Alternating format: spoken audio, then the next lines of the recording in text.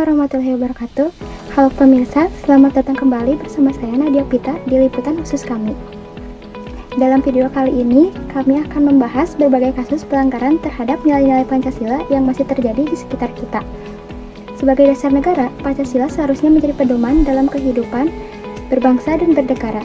Namun, kenyataannya masih banyak peristiwa yang mencerminkan belum tegaknya nilai-nilai luhur Pancasila di tengah masyarakat. Yuk kita simak satu persatu yang berkaitan dengan kelima sila dalam Pancasila, mulai dari sila pertama hingga sila kelima.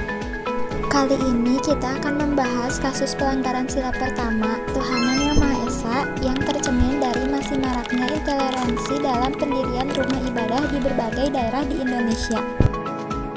Salah satu contohnya adalah ketika warga dari suatu agama mengalami kesulitan mendapatkan izin mendirikan tempat ibadah karena perbedaan keyakinan. Padahal sila pertama mengajarkan kita untuk menghormati kebebasan beragama dan keyakinan setiap individu. Menurut Yudi Latif, seorang pakar Pancasila, dalam artikel Ancaman Terasingnya Ideologi Pancasila, mengatakan Pancasila perlu dipahami sebagai jalan tengah yang mempertemukan nilai ketuhanan dan kemanusiaan dalam masyarakat plural. Dari pendapat tersebut, kita bisa memahami bahwa nilai ketuhanan dalam Pancasila seharusnya menjadi dasar untuk memperkuat toleransi, bukan memecah belah. Sudah seharusnya kita semua menghormati keberagaman agama sebagai wujud kegamalan sila pertama ketuhanan yang Maha Esa.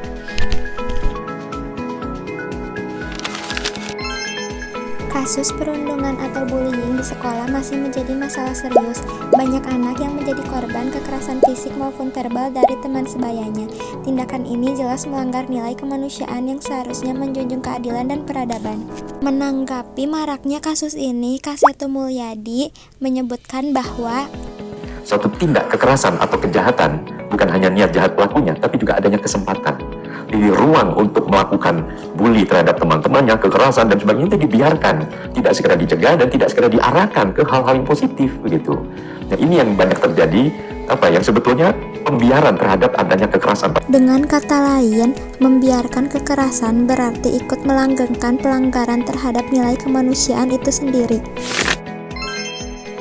Di era digital saat ini, media sosial memiliki peran besar dalam menyebarkan informasi. Sayangnya, banyak juga yang digunakan untuk menyebar kebencian dan hoaks yang justru memecah belah masyarakat. Fenomena ini jelas bertentangan dengan nilai persatuan Indonesia yang menjadi dasar sila ketiga Pancasila. Berikut pendapat dari mantan Presiden Republik Indonesia Bapak Joko Widodo yang menegaskan pentingnya berhati-hati dalam menyebarkan informasi agar tidak memperkeruh suasana kebangsaan. Juga jangan gampang kita ini, jangan sampai suhu tak paham, gampang curiga, gampang berprasangka tidak baik, gampang berprasangka buruk, apalagi sudah sampai fitnah itu sangat berbahaya sekali bagi bangsa sebesar Indonesia ini. Mestinya yang kita kembangkan kepada kader-kader ulama, yang dikembangkan adalah husnul tafahum, bagaimana kita berprasangka positif, berprasangka baik, berpikir penuh dengan kecintaan dan keseluruhan. Jangan sampai saling mencela, jangan sampai saling menfitnah, jangan sampai saling menjelekkan. Kecil saya kalau membaca di medsos, banyak kabar bohong, banyak kabar ujaran-ujaran kebencian. Dari pernyataan Bapak Jokowi, kita diingatkan bahwa menjaga ucapan dan informasi yang kita bagikan di media sosial adalah bentuk nyata pengalaman sila ketiga Persatuan Indonesia. Dalam setiap momen pemilu, praktik politik uang masih menjadi masalah klasik. Banyak calon pemimpin yang mencoba meraih suara rakyat dengan cara yang tidak etis. Padahal pemilu seharusnya menjadi wadah untuk menyalurkan aspirasi secara jujur dan demokratis, bukan ajang politik. Menurut Pak Ujang Komarudin yang merupakan pengamat politik, ia menyebutkan bahwa sistem apapun ya, tertutup maupun terbuka, itu money politik atau politik uang itu akan terjadi dan akan marak di setiap pemilu. Nah, kalau peringatan MK itu bagus-bagus saja. Memang menjadi sebuah realita politik kita hari ini di Indonesia, apa sih yang tidak pakai uang gitu ya? Jabatan dibeli dengan uang. Sama juga pencalegan juga ketika sistemnya terbuka ataupun tertutup itu sama akan banyak keluar uang juga. Oleh karena itu memberi kesadaran kepada para elit ya, baik calon presiden maupun wakil presiden maupun calon anggota legislatif agar tidak tadi yang menyiapkan uang, tidak memberi uang, itu menjadi sebuah tantangan tersendiri bagi mereka. Karena masyarakat itu kalau nggak ada duitnya ya nggak bakal milih. Oleh karena itu secara psikologis dan psikologis, karena masyarakat mungkin ya secara psikologis dan psikologis seperti itu, maka elit itu menyiapkan uang. Dan ini tentu tidak bagus dalam konteks menjaga demokrasi kita agar Untuk itu, mari kita menjadi pemilih yang cerdas dan menolak segala bentuk suap dalam proses demokrasi.